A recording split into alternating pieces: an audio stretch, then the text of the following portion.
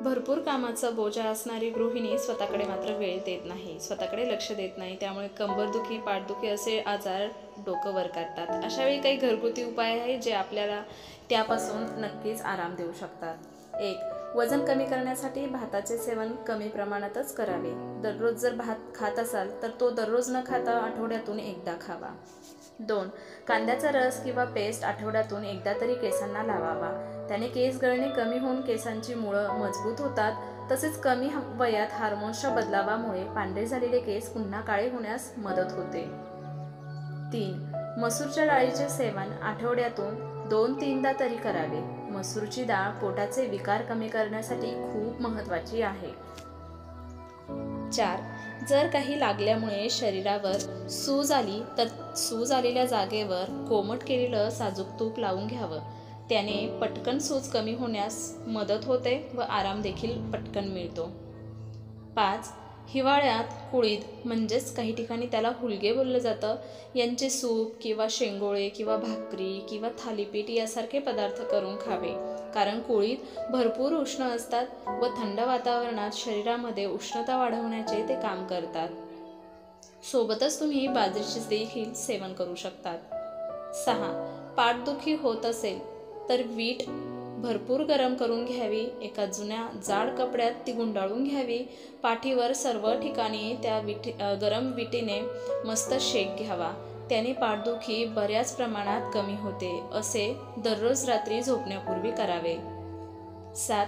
चेहऱ्यावर डाग असतील तर कोरफडीचा गर व हळद एकत्र करून लावल्याने चेहऱ्यावर असलेले डाग नाहीसे होतात. तसेच त्वचेचा रंग देखील उजळतो व त्वचा मऊ व मुलायम देखील होते. 8.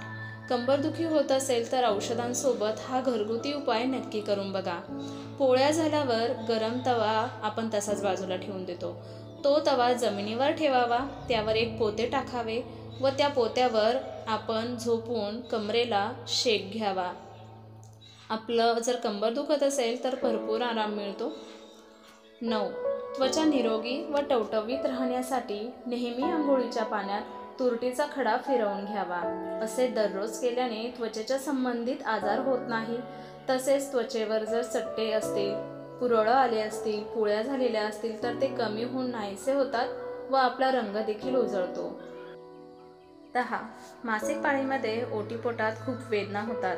अशा वेळी गरम पाणी करून पाण्याच्या पिशवीमध्ये भरावे व झोपताना ती गरम पाण्याने भरलेली पिशवी आपल्या ओटीपोटावर जिथे त्रास होत असेल, ज्या बाजूला पोटामध्ये दुखत असेल त्या ठिकाणी ती गरम पाण्याने भरलेली पिशवी ठेवून घ्यावी. पोटावर त्या पाण्याचा शेक घ्यावा. वेदना खूप कमी होतात व आराम देखील मिळतो. 11. रात्री झोपताना एक वेलची कपभर कोमट पाण्यासोबत जर खाल्ली, टरफलासह वेलचीचं सेवन करावं. त्याने झोप शांत लागते. तसेच केलेले जेवण पचन व्हायला देखील मदत होते. जर तुम्हाला पित्त होत असेल वारंवार तर पित्त होण्याचं प्रमाण देखील कमी होईल. चॅनलवर नवीन असाल तर चॅनलला सबस्क्राईब करा. व्हिडिओ पूर्ण नक्की बघा. मुक्का मार लागल्यामुळे जर रक्त गोठले असेल तर डिशभर वाळू तव्यावर छान गरम करून घ्या व ती गरम वाळू जुन्या एका जाड कपड्यामध्ये ओतून त्याचा शेक रक्त गोठलेल्या ठिकाणी हळूहळू 10 मिनिट असं फिरवून द्यावा. 4-5 दिवस असे सलग करावे. वेदना कमी होतात. तसेच गोठलेले रक्त पूर्ववत होण्यास मदत देखील होते. आशा करते तुम्हाला या सर्व टिप्स नक्कीच उपयोगी ठरतील, महत्त्वाच्या ठरतील व त्यात तुम्हाला आवडल्या देखील असतील. अशाच नवनवीन टिप्ससोबत या व्हिडिओमध्ये नेहमी तुमचं स्वागत असेल. नक्की व्हिडिओ पूर्ण बघत जा. चॅनलवर जर नवीन असाल चॅनलला सबस्क्राईब करायला अजिबात विसरू नका. व्हिडिओ पूर्ण नक्की बघा व या टिप्स काही घरगुती आहेत. या टिप्स फॉलो करण्याच्या आधी जर तुम्हाला होणारा त्रास जर जास्त असेल तर नक्की डॉक्टरांकडे जाऊन त्यांचा सल्ला आवश्यक घ्या. परंतु त्यासोबतच ह्या घरगुती टिप्स देखील तुम्हाला फायद्याच्या ठरणार आहेत. भेटूया नवीन रेसिपी टिप्ससोबत.